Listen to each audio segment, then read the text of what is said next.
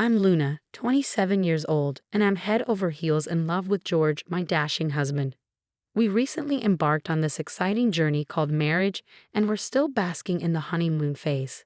It's been a roller coaster of emotions, but let me not get ahead of myself. Let me take you back to how it all began. George and I are not your average couple. We come from high-flying, wealthy families that belong to New York's elite. But please don't mistake me for a spoiled rich brat. I've got a story to tell that's about more than extravagant galas and designer gowns. Our paths first crossed at a glittering charity ball. Picture a grand ballroom adorned with chandeliers that could make stars jealous, guests dressed to the nines, and a tower of champagne flowing like a river. George, my tall, dashing beau, caught my eye from across the room. It was like a fairy tale. We got to know each other and fell head over heels in love. We had many similarities but were also quite different, especially in how we were raised.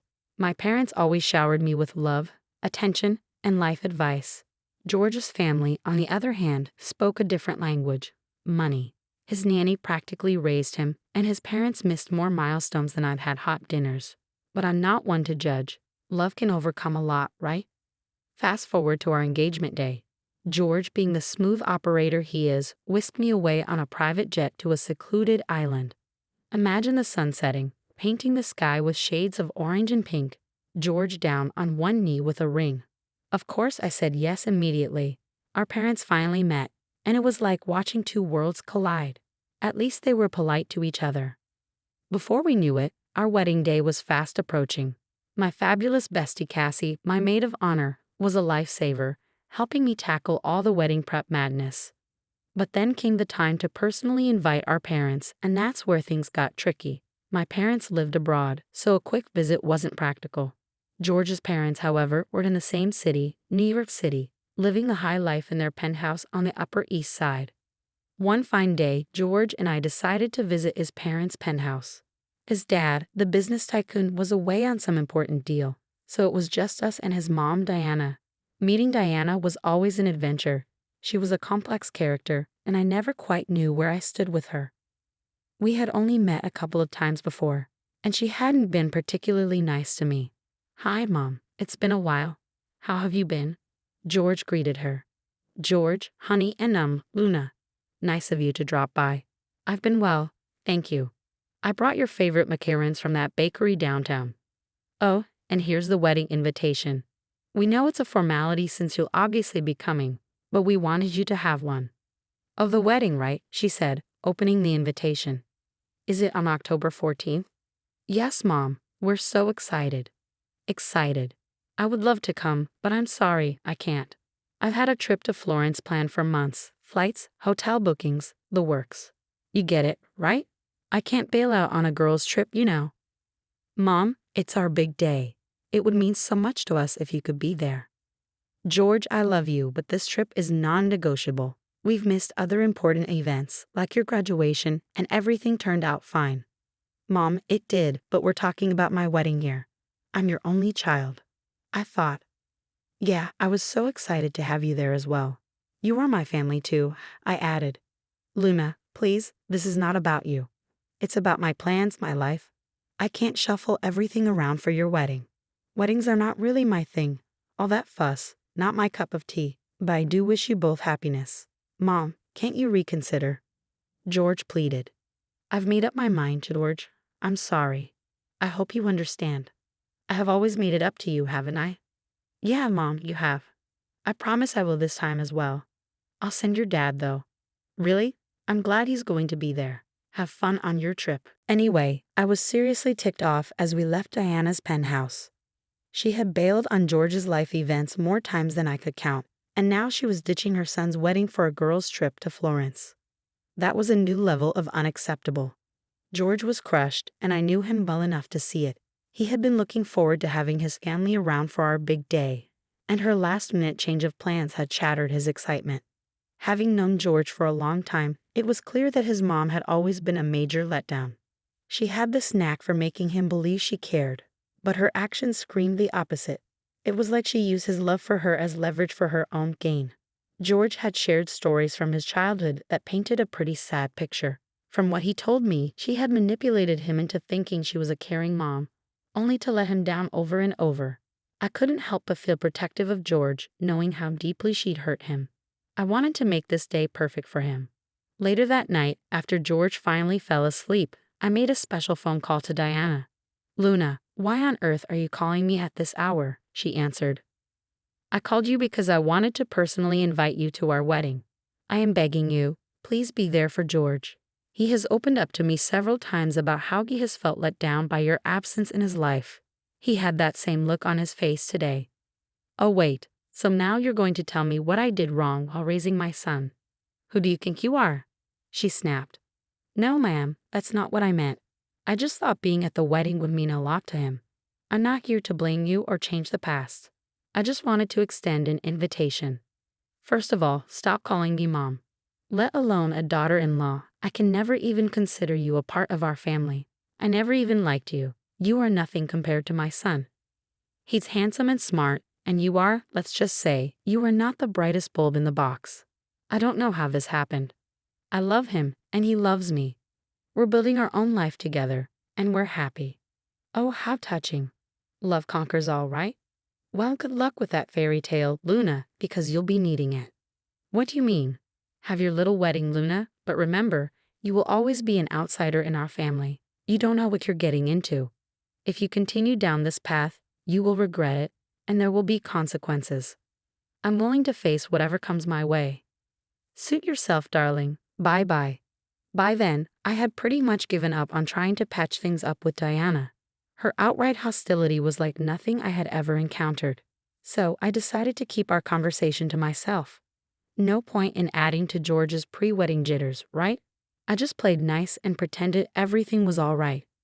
Over the next month, wedding preparations continued and it felt, well, kind of weird. I could relate to those people who had to bite their tongues and put on a happy face even when they felt like screaming. It was like navigating uncharted territory where emotions simmered beneath the surface. We had to keep them locked up. Finally, the big day arrived and we had our rehearsal dinner. We had booked an entire hotel for the week, so all our guests were staying there. Our rehearsal dinner and wedding ceremony were also held at the same hotel. Diana's absence was conspicuous, and I could feel the tension in the room. After all, it was supposed to be the groom and his parents who hosted the rehearsal dinner. Even though George's dad was there, people were exchanging puzzled glances, wondering why George's mother was missing on such an important occasion. But then Diana made her special appearance. I could not believe my eyes. Wasn't she supposed to be sipping wine in Florence? Yet there she was, striding up to George and me. Wow, isn't this a picture-perfect couple? Almost makes me believe in fairy tales. "Mom, what are you doing here? Weren't you supposed to be in Florence?" George asked, clearly surprised. "Well, I have to leave tomorrow morning, George. I'm sorry I won't be there for the wedding, but I couldn't possibly miss your rehearsal dinner while I was still here in the Big Apple. It's such a special occasion, after all." "Yes, it's great to have you here, Mom. This is Luna's best friend, Casey. Casey, this is my mother, Diana." "Nice to meet you, Diana," Casey said, trying to sound polite. Likewise, Diana replied, her tone chilly. "So, have you had a chance to explore the hotel? It's quite luxurious." "Oh, I have seen my fair share of luxury, Casey. This place is nothing special. By the way, George, can we talk for a moment?" "Luna, Casey, would you excuse us?" George and Diana walked a few steps away, leaving Casey and me standing awkwardly. "Your mother-in-law seems challenging," Casey remarked. "You have no idea, Casey. I don't even know what she's doing here," I replied, feeling the tension in my shoulders. Diana eventually left the hall, and I quickly asked George, "Where did she go?" "Oh, she needed to freshen up, so I gave her our room key," he replied. That freshening up came at a huge price. The next morning, the day of the wedding, was supposed to be all happiness and excitement. Instead, it felt like a scene from a disaster movie. My dreamy Vivienne Westwood wedding gown had vanished into thin air. I turned our suite upside down, hoping I would find it hiding somewhere. But no luck. Tears started flowing as I realized the horror of it all. My wedding dress had disappeared on the biggest day of my life. I had nothing to wear. Could anything be worse? I called my folks, who were just in the next suite, and told them everything. They promised to rush over and help. A text to George had to suffice, but it would be ages before he could check it. thanks to the whole no seeing each other before the ceremony rule. Casey stepped in, suggesting we hit the nearest bridal shop and grab whatever white dress was available. It wasn't my dream dress, but it was better than nothing. As I stood in the shop surrounded by pretty white gowns that weren't the one, a sinking feeling settled in. The replacement dress was nice, but it couldn't replace the one that had mysteriously vanished. While I got dressed, my mind started ticking. Deanna, my not-so-loving mother-in-law, had paid a visit the night before. I knew she didn't exactly adore me, and the idea struck me like a lightning bolt. Could she be behind the disappearing dress? It sounded just like something Diana would do, a parting shot before my big day. I couldn't prove it, but it was all too suspicious. One minute the dress was hanging there, and the next it was nowhere to be found. Diana was the only one who had been alone in our suite. I made a phone call to Diana.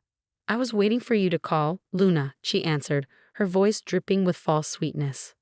"What on earth did you do, Diana? Are you completely out of your mind?" "I did what I could to put a stop to this wedding." "You're absolutely crazy.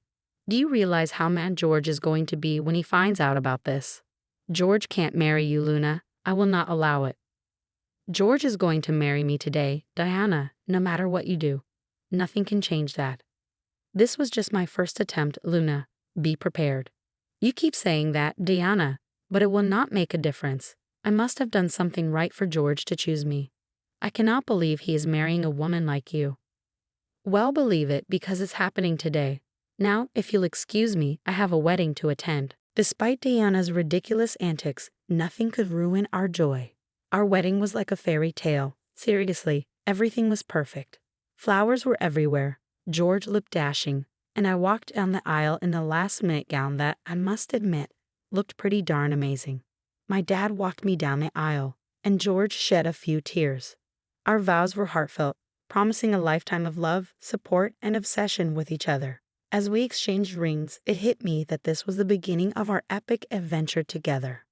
Then came the reception, a big fancy shindig with champagne flowing like there was no tomorrow. We danced, our friends and family gave the sweetest toasts, and the room was just bursting with love. After all the partying, George and I headed to our honeymoon suite. Alone at last, we couldn't help but grin like a couple of love-struck goofballs. We were officially married, and it felt so good. We were going to go on our honeymoon a month later because George had some work commitments, which was fine by me. I hadn't told George about his mom's trick. I wanted to deal with Diana when her little vacation was over.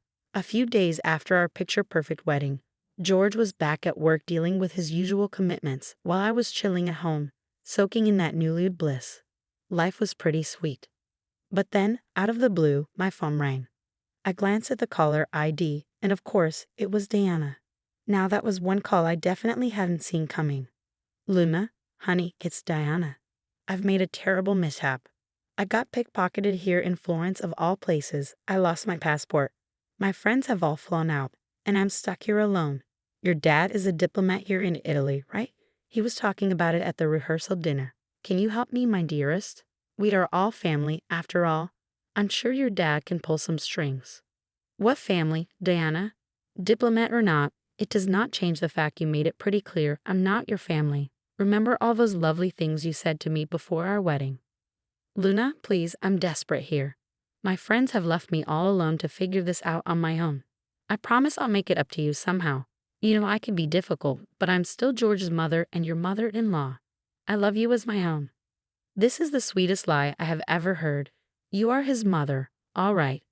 Family does not treat each other the way you treated me. You missed our wedding for a silly fun trip that you take 6 times a year, made an appearance at our rehearsal dinner just so you could steal my dress and ruin my wedding.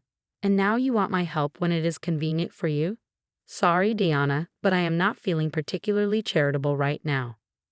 "Luna, I admit I have made mistakes, but you are the only one who can help me. I need to get back to New York. I have things to attend to." "You are so selfish. You're not even genuinely sorry, I bet." "I'm sorry, Diana. I'm not helping you. Goodbye." Just in case I forgot to mention, my dad is indeed a diplomat in Italy, and I'm half Italian. I grew up in Rome, but moved to New York City for school and have been here ever since. But helping Diana? Nah, that was not in my cards. I was kind of anxious about George coming back because that would mean I had to tell him everything. As I sat in our living room fidgeting with the hem of my dress, my mind raced. George was due home any minute, and I could not avoid the truth any longer. I knew he would not be mad at me, but at the same time, I didn't know how he would take so much news since the wedding day all at once. When George finally got home, I told him everything. "George, I've been meaning to tell you something." "Oh, what is it, Luna?" "Your mom, she was the one who stole my wedding dress. She admitted to it herself. The thing is, she doesn't like me. She didn't want me to be a part of the family. It was right before the wedding, and I was devastated. She just wanted to ruin everything for me." "Luna, I'm so sorry about my mom's behavior. That's just unacceptable. I can't believe she would do something like that. She tried to ruin it not just for you but for both of us. Don't worry, babe. I'm going to deal with this whenever she comes back." "There's something else, George." "What is it?" "Your mom called me today. Her passport has been stolen, and she wanted to get here as soon as possible. She asked for help from my dad." "What did you say?" "I'm sorry, George, but I could not say yes to help her after what she did. It just didn't feel right." "You know what, Luna? She deserves it. I'm glad you did that.